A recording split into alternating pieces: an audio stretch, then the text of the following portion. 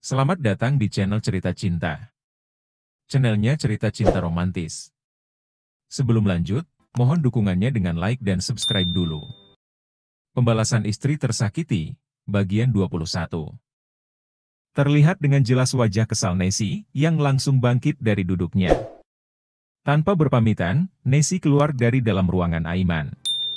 Perasaannya semakin dongkol dengan kehadiran Laras dan juga Fatih. Laras hendak menyusul Nessie untuk mengajaknya makan bersama. Tetapi Aiman mencegahnya, karena untuk apa pula Nessie ikut. Kenapa kalian terlihat tidak suka? Padahal aku bawa makanan banyak, masih cukup kok untuk satu orang lagi. Heran Laras. Dia itu adik mendiang Senja. Sejak Senja meninggal dia selalu datang ke kantor, dengan dalih membawa makanan. Ataupun mengajak Aiman ke makam untuk berziarah. Aiman hanya menjalankan amanah dari Senja saat masih hidup. Dia bilang, kalau suatu saat dia pergi lebih dulu daripada Aiman. Senja menitipkan kedua adiknya, dan juga orang tuanya. Tapi, sepertinya Nessie memiliki maksud lain, dari sikapnya saja sudah terlihat. Kalau dia menaruh perasaan pada Aiman, jelas Fatih panjang lebar. Aiman terlalu malas untuk membahas Nessie, dia lebih baik menyendokkan nasi dan beberapa lauk di atasnya.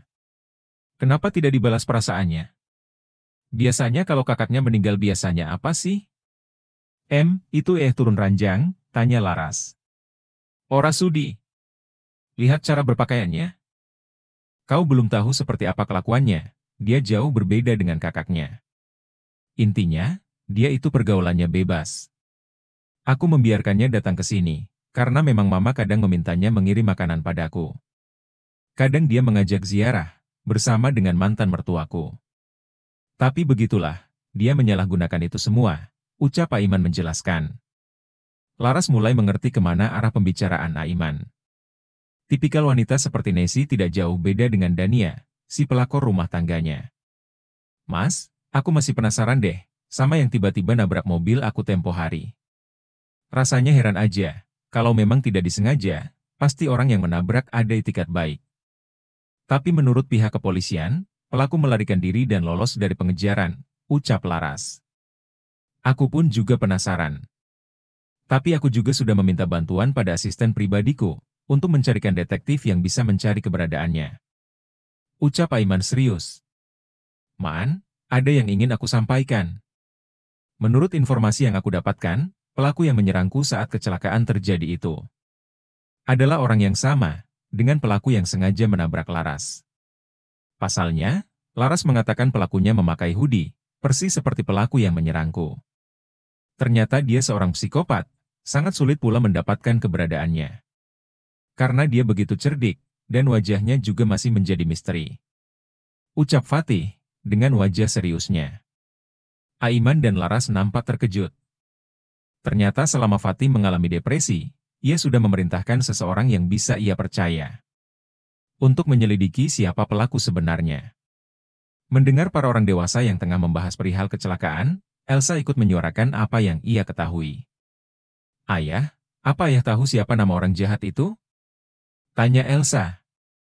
Fatih dan Aiman saling beradu pandang. Sebuah kesempatan bagi keduanya, untuk mendengar Elsa buka suara tanpa harus diminta. Tidak, Nak. Jawab Fatih dengan gelengan kepalanya. Apa Elsa tahu? Tanya Aiman dengan harapan besarnya. Elsa menganggukkan kepalanya dengan cepat. Namanya Ratu, Elsa masih sangat ingat dia bicara. Jawab Elsa polos. Ratu? Tanya Fatih dan Aiman memastikan jawaban Elsa. Lagi-lagi Elsa menganggukkan kepalanya sebagai jawaban. Meskipun masih kecil, daya ingat Elsa cukup kuat untuk mengingat kejadian masa lalu. Elsa membisikkan sesuatu di telinga Aiman. Mata Aiman terbelalak mendengar bisikan Elsa, yang mampu membuat tenggorokannya terasa tercekat. Laras dan Fatih penasaran dibuatnya, tetapi mereka menunggu Aiman membuka suaranya. Benarkah, Nak? Jadi selama ini. Hiks, kenapa aku bodoh sekali? Aiman tak kuasa mendengarnya lebih jauh lagi, cukup sakit sekali hatinya sampai dadanya terasa sesak. Nani yang mendengarnya langsung. Tapi aku tidak mengerti, Mending papa tanya langsung. Ucap Elsa serius. Di saat Elsa menyebutkan Nani, gadis kecil itu memelankan suaranya. Elsa menempelkan jari telunjuknya di depan mulutnya. Sebuah isyarat kepada yang lainnya untuk diam. Sebelumnya, Nani yang bekerja mengasuh dirinya. Memberikan sebuah pesan, untuk disampaikan langsung pada Aiman.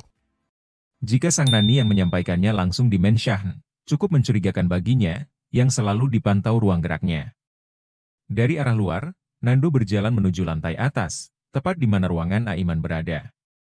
Setelah dinyatakan sembuh total, Nando kembali menjalankan bisnis milik orang tuanya. Dan sekarang dia datang untuk membahas kerjasamanya. Sesampainya di kantor Aiman, ia memasukkan tangannya ke dalam saku celananya. Sembari bersiul, ia berjalan layaknya seorang model. Tetapi langkahnya terhenti, saat melihat seorang wanita yang terlihat seperti tengah menguping. Siapa itu? Kayaknya tuh orang gak bener, pasti sedang nguping. Gue kerjain ah, lumayan kan hiburan setitik. Nando memasang wajah jailnya. Dia berjalan pelan sampai berada tepat di belakang wanita yang tengah menguping tersebut.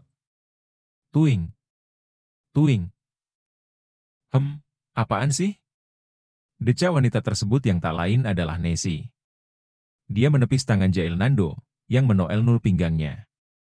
Nando terkekeh pelan, sebuah ide gila terbit di dalam benaknya. Nessie memang memakai baju kekurangan bahan, seperti tank top tapi panjang sampai selutut. Entah apa namanya Nando tidak tahu. Cetaas. Au. Pekik Nessie. Bahaha. Tawa Nando pecah saat itu juga. Nessie merasakan panas di bagian bahunya. Ia membalikkan tubuhnya mendelik tajam ke arah Nando, yang tengah tertawa dengan lebar. Apa lo lihat-lihat? Ketus Nando sambil memajukan wajahnya, serta berkacak pinggang ala emak-emak. Lo apaan sih? Gue laporin ke polisi, ini namanya pelecehan. Sowot Nessie murka. Wai, sadar. Sadar. Ini kantor, bukan sembarang orang yang bisa masuk ruangan ini. Lo pasti lagi nguping kan? Gue laporin sama si Duda, tahu rasa lo? Nando menjentikan jarinya ke hadapan Nessie. Wanita itu malah memukul-mukul tubuh Nando, menggunakan tas selempangnya. Duda. Aiman, Aiman. Teriak Nano heboh. Aiman dan yang lainnya langsung keluar dari dalam ruangan. Nessie langsung membeku saat itu juga. Nando mengusap-usap lengannya yang terkena pukulan. Sedangkan Aiman menatap tajam ke arah Nessie, yang ternyata masih ada di sekitar kantornya. Nessie, ngapain kamu masih di sini? Aiman tak habis pikir pada adik mendiang senja. Dia begitu keras kepala dan juga semakin ngelunjak. Duda, nih cewek nguping. Aduh Nando mendelik. Apa benar itu, Nessie? Jawab. Bentak Aiman, untuk pertama kalinya ia membentak perempuan. Beruntung saat Elsa bicara ia memelankan suaranya. Aku aka. Pergi sekarang juga, mulai saat ini dan seterusnya. Aku tidak akan memberikan sepeser pun uang untukmu, pergi. Usir Aiman jengkol. Mata Nessie melebar sempurna, mana bisa pemasukannya berhenti begitu saja. Ia hendak protes, tetapi Aiman semakin menajamkan matanya, bak harimau yang hendak menerkam mangsanya. Sebelum pergi, Nessie melemparkan tatapan nyalang pada Nando, yang dibalas dengan wajah menjengkelkannya. Nessie menghentakkan kakinya. Dia juga melayangkan tasnya pada Nando, sembari melenggang pergi. Dasar, lonti, dibaca jablay. Gerutu Nando kesal. Hahaha, aku gak yakin ini cowok sembuh. Buktinya sekarang aja semakin gila, ucap Laras tertawa. Ada Ayang juga ternyata. Ucap Nando, menatap ke arah Laras lengkap dengan alis naik turun. Aiman semakin kesal melihat tingkah laku Nando, dia meraup wajah Nando dengan kasar. Aku colok juga tuh matanya. Sewot Aiman mendelik. Kali ini Fatih yang tertawa. Sesama lelaki dia paham betul, jika kedua pria di hadapannya ini memiliki rasa suka pada Laras. Sementara Laras sendiri, dia hanya menggelengkan kepalanya. Sudah bukan hal yang aneh, melihat keduanya beradu mulut. Aiman dan Nando saling beradu mulut, Fatih dengan santainya mengajak Laras masuk kembali ke dalam ruangan. Tak lama kemudian, Aiman dan Nando sadar bahwa Laras sudah pergi. "Ayang mah ninggalin, sebel deh," rengek Nando manyun. "Ibu, Om Tupai kenapa?" tanya Langit. Bukan tanpa alasan, Langit memanggil Nando dengan sebutan Om Tupai. Karena Nando sangat suka sekali dengan kacang, saat ia berkunjung ke rumah Laras dia berebut kacang kulit dengan Langit. Dan karena kesal, Langit pun memanggil Nando dengan sebutan itu. "Coba kamu tanya sendiri," jawab Laras nyengir. "Om Tupai." Langit beralih menatap Nando dengan tatapan penasarannya. "Jangan kepo calon anakku, itu tidak baik," jawab Nando dengan lemah lembut. Laras memutar bola matanya jengah. Entah kali keberapa, Nando mengulang kata calon anak pada Langit. Letak. Aiman menjita kening Nando, wajahnya sangat amat masam.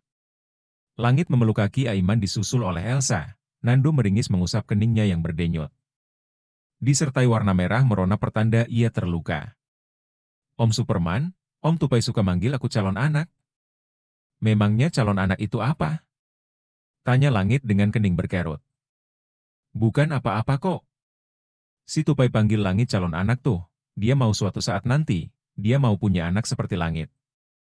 Tampan dan juga menggemaskan. Selebihnya jangan dengarkan ucapan dia, menyesatkan," jawab Aiman, yang dibalas anggukan kepala oleh Langit. Jangan mimpi ya, Om. Aku itu cuma satu-satunya anak Ibu Larasati. Kalau Om mau calon anak, cari yang lain saja," ucap Langit polos.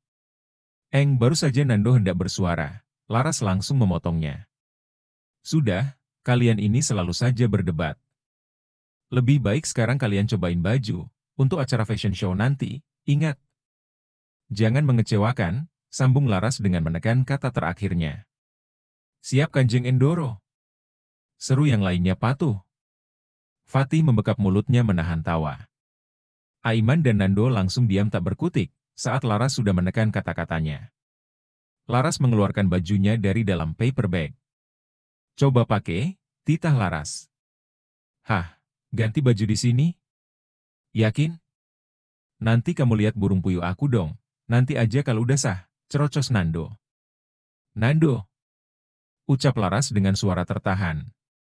Sumpah, kali ini dia gemas sekali pada mantan orgil ini. "Banyak cakap kali kau." Aiman menarik kerah bagian belakang Nando, dia menyeretnya masuk ke dalam kamar pribadinya. Laras memegangi kepalanya menggunakan kedua tangannya. Dua bocah hanya menatap tingkah orang dewasa dengan cengok. "Yang sabar, Ras.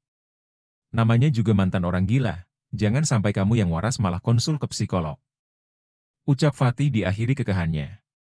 "Baru mau niat ke psikolog, Mas," ucap Laras. Di sebuah gedung tua, seorang perempuan tengah memegang senjata di tangannya. Senjata api yang selalu ia gunakan untuk melayangkan nyawa seseorang. Dia adalah Ratu Devrianka, sang pembunuh bayaran. Ratu juga kerap dipanggil Dewi Psikopat, keahliannya dalam melenyapkan nyawa seseorang patut diacungi jempol. Dor. Dor. Fiu. Ratu meniup ujung senjata apinya. Dia tersenyum puas, setelah menghabisi seseorang yang berhasil ia lenyapkan. "Kirim laporan," titah Ratu pada bawahannya. "Siap, Bos," sahut bawahannya patuh. Tring. TF 1 miliar. "Uang sudah diterima," lapor anak buahnya. Grab. Ratu melemparkan senjata apinya, anak buahnya dengan sigap menangkapnya. Sementara dirinya menyalakan sebuah benda yang bisa mengeluarkan asap. Ratu membuka hoodie yang menutupi bagian kepalanya, kepulan asap menghalangi wajah cantiknya meskipun ada bekas luka di pipinya. "Bos, kapan habisin keluarga Arhan?" tanya anak buah Ratu yang bernama Jamal. Ratu pastinya memiliki rekan untuk melakukan pekerjaannya. Dia didampingi dua orang pria yang ia ambil dari jalanan. Keluarga Arhan yang dimaksud adalah keluarga Aiman, di mana nama Arhan itu adalah nama mendiang ayah Aiman dan juga Fatih. "Nanti, biarkan mereka bersenang-senang dulu, sampai pekerjaanku selesai.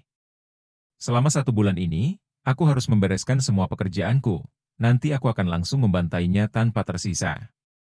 Ia cukup menikmati masanya sekarang ini, uangnya semakin menumpuk. Dan juga gaya hidupnya tercukupi tanpa harus mengemis. Nando melepaskan tangan Aiman dari kerah bajunya. Ia mengerucutkan bibirnya kesal, karena Aiman main tarik kerahnya saja. Gak usah seret-seret. Ketus Nando. Otakmu gak beres, suruh siapa badannya mungil. Jadinya gampang diseret, ucap Aiman. Lo yang gak beres, masa ganti baju berduaan di sini? Mau adu pedang kah? Nando menyipitkan matanya ke arah Aiman, sementara Aiman melengos begitu saja. Aiman lebih dulu mengganti pakaiannya, Nando pun melakukan hal yang sama. Beberapa menit kemudian, mereka keluar setelah merapikan pakaiannya, Nando sedikit mendongak melihat tubuh tinggi Aiman. Tiang listrik, celetuk Nando. Marmut, timpal Aiman tak mau kalah. Aiman melenggang keluar dari kamar pribadinya. Nando menyusul, bak ekor yang selalu mengikuti kemana badan membawanya. Ceklek. Pintu terbuka dengan lebar. Laras yang tengah memainkan ponselnya, seketika menoleh kala mendengar suara pintu terbuka. Matanya mengikuti kemana Aiman pergi, seakan terhipnotis dengan penampilan Aiman. Sampai ia lupa, bahwa Nando pun sudah keluar dari dalam kamarnya. Aiman menatap ke arah Laras, tak sengaja pandangan keduanya bertubrukan. Laras langsung gelagapan dan segera memalingkan wajahnya, si super pede Nando berpose layaknya model terkenal. Dia memperlihatkan mata genitnya pada Laras, yang mana membuat Laras bergidik ngeri. Tatapan Laras kini beralih pada Aiman. Ia melihat penampilannya dari ujung rambut sampai ujung kaki. Ia sejenak berpikir, apa yang kurang pada penampilan pria di hadapannya. Sepertinya sudah pas, sebentar aku foto dulu. Ucap Laras, mengambil hapnya kemudian memotret Aiman. Kini giliran Nando, dia langsung memotret penampilan Nando. Yang hasilnya akan ia kirim ke Zoya, untuk mendiskusikan desainnya. Kapan acaranya dimulai? Tanya Aiman. Zoya bilang sekitar 10 harian lagi, nanti aku kabari lagi. Jawab Laras lengkap dengan senyuman manisnya. Tadi Zoya menghubungiku, katanya mau nambah model. Karena kita kekurangan orang untuk fashion show-nya, ucap Laras. Ya bagus, asalkan jangan yang centil-centil, ucap Aiman. Setuju, ucap Nando menimpali. Laras mengacungkan jempolnya, dia membereskan paper bag-nya dan dibantu oleh Fatih. Sayangnya, Aiman dan Nando tidak bisa mengantarkan Laras pulang. Banyak pekerjaan yang akan mereka bahas, untuk pembangunan proyek yang akan mereka bangun. Sepeninggalnya Laras dan yang lainnya, para asisten pribadi datang menyusul membawa berkas-berkas yang dibutuhkan. Jika tidak ada Laras, baik Aiman maupun Nando akan bersikap profesional. Bersambung.